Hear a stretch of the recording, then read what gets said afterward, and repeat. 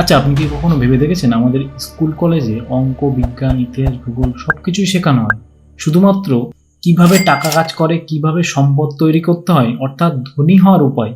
এই সব থেকে গুরুত্বপূর্ণ বিষয়টা কেন স্কুলে শেখায় না? এটা কি শুধুমাত্র একটা ভুল, নাকি এর পিছনে আছে একটা গভীর পুরনো ষড়যন্ত্র যা আমাদেরকে সারা জীবন গরিব রাখার জন্য ডিজাইন করা হয়েছে? রিচ ড্যাড পুয়ার ড্যাড বইটিতে রিচ ড্যাড একটি ভয়ঙ্করতম সত্যি কথা বলেছেন। আধুনিক স্কুল সিস্টেমের উদ্দেশ্য জ্ঞানী মানুষ তৈরি করা নয়, এর আসল উদ্দেশ্য হলো একজন ভালো কর্মচারী তৈরি করা।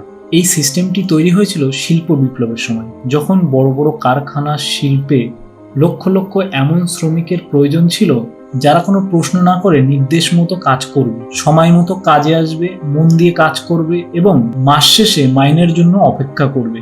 আজও সেই একই সিস্টেম চলছে।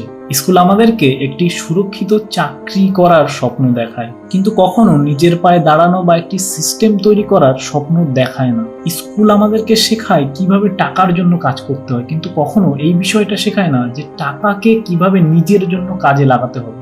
ভাবুন, জীবনটা একটি খেলার মতো, আর স্কুল আমাদেরকে সেই খেলার সহজ নিয়মগুলো শেখায়। ভালো করে পড়ো, ভালো রেজাল্ট করো, ভালো চাকরি পাও, মাইনে নাও আর বিল মেটাও। এটা হলো কর্মচারীর খেলা। কিন্তু ধনীরা সম্পূর্ণ ভিন্ন একটি খেলা খেলে, আর এই খেলার নিয়মগুলি গোপন রাখা হয়। টাকা কিভাবে কাজ করে শেখো, সুযোগ খুঁজে বের করো, অ্যাসেট কেনো এবং তৈরি করো, সেই অ্যাসেট থেকে টাকা আয় করো।